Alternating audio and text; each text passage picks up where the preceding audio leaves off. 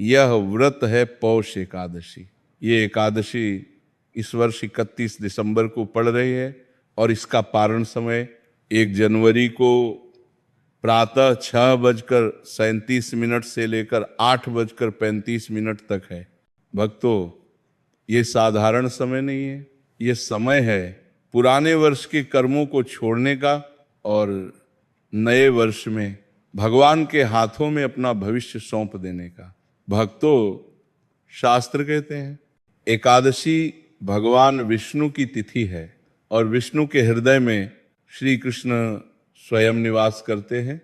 इसलिए जब कोई माता बहन या कोई दंपत्ति पुत्र प्राप्ति के संकल्प से एकादशी का व्रत करता है तो यह संकल्प सीधे श्री कृष्ण के चरणों तक पहुंचता है। भक्तों, आज के युग में कितने ही घर ऐसे हैं जहां सब कुछ है, धन है, मकान है, साधन है, लेकिन एक कमी है, गोद सूनी है। माँ मंदिर जाती है, दीप जलाती है और मन ही मन पूछती है, हे प्रभु मेरी गोद कब भरेगी।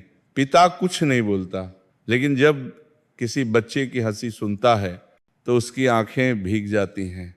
ऐसे में संत कहते हैं जब मनुष्य की शक्ति समाप्त होती है तभी भगवान की कृपा आरंभ होती है और उस कृपा का द्वार है एकादशी का व्रत।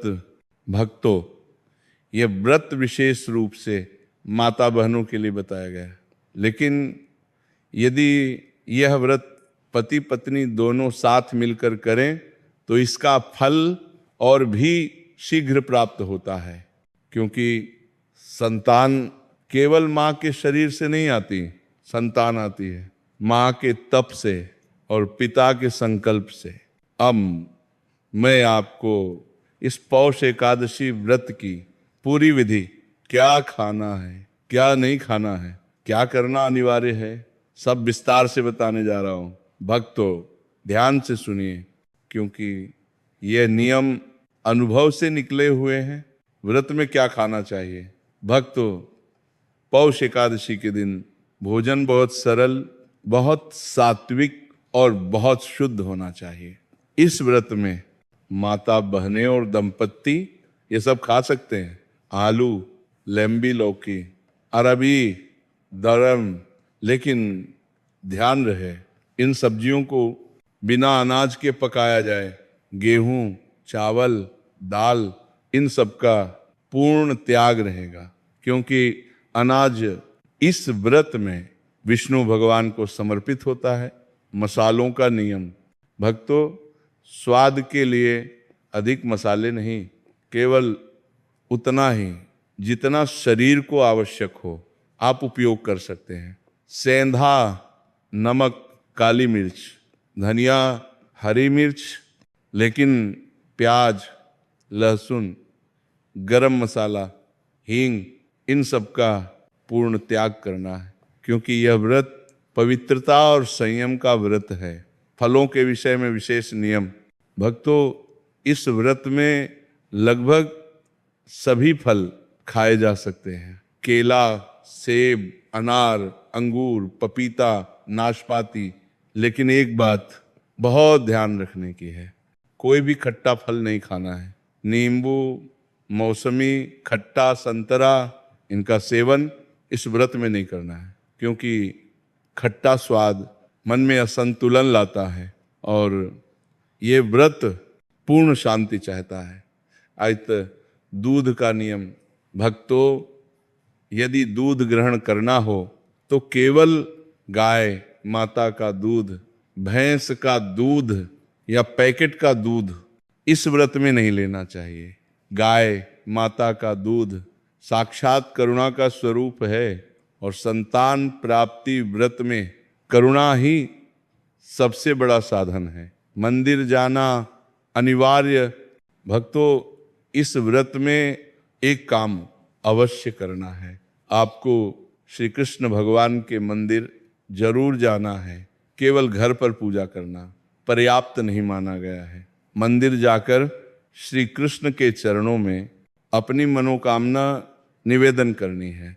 केले का पौधा और पीला धागा, भक्तों, इस व्रत का सबसे गुण और शक्तिशाली नियम है। केले का पौधा घर में गमले में होना चाहिए या मंदिर में होना चाहिए। उस केले के पौधे पर पीला धागा बांधिए, इसी दोनों हाथ जोड़िए और ये मंत्र बोलिए, नमो भगवते वासुदेवाय। इस मंत्र का जप कम से कम 108 बार करना है। मंत्र जप का भाव भक्तों, मंत्र केवल शब्द नहीं है, मंत्र तब फल देता है जब उसमें भाव जुड़ता है। मंत्र जपते समय मन में यह भावना रखें, हे नंदलाल, यदि आपकी कृपा हो ये तो हमारे घर में आपके ही स्वरूप का बालक जन्म ले। ये भाव सीधे श्री कृष्ण के हृदय को स्पर्श करता है। पति पत्नी दोनों का साथ। भक्तों, ये व्रत केवल स्त्री का नहीं है। यदि पति साथ नहीं देगा, यदि संकल्प एक नहीं होगा तो फल में विलंब हो सकता है। इसीलिए पति और पत्नी दोनों साथ, दोनों मंत्र जप करें, दोनों केले के पौधे को प्रणाम करें। ये बहुत आवश्यक है। केले का दान अत्यंत आवश्यक।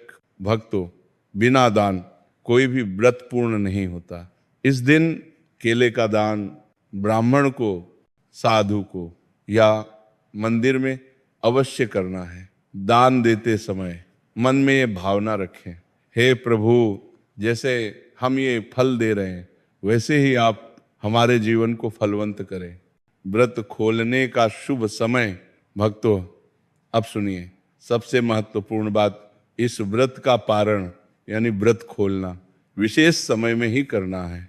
1 जनवरी प्रातः 6:37 से 8:35 इसी समय व्रत खोलना है। फल या दूध ग्रहण करना है, भगवान को धन्यवाद देना है।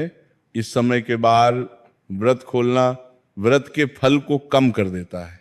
व्रत का फल भक्तों, संतों का अनुभव कहता है, जो माता बहन ये व्रत श्रद्धा से करती है, जो पति पत्नी मन वचन और कर्म से जुड़ते हैं, 1 वर्ष के भीतर उनके घर में बालक का जन्म होता है। और वह बालक साधारण नहीं होता, वह बालक श्री कृष्ण की कृपा का स्वरूप होता है।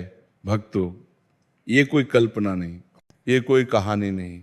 अनेक परिवार जो वर्षों से सुने थे, आज वहाँ बालक की किलकारी गूंज रही है, केवल एक कारण से, अटूट विश्वास।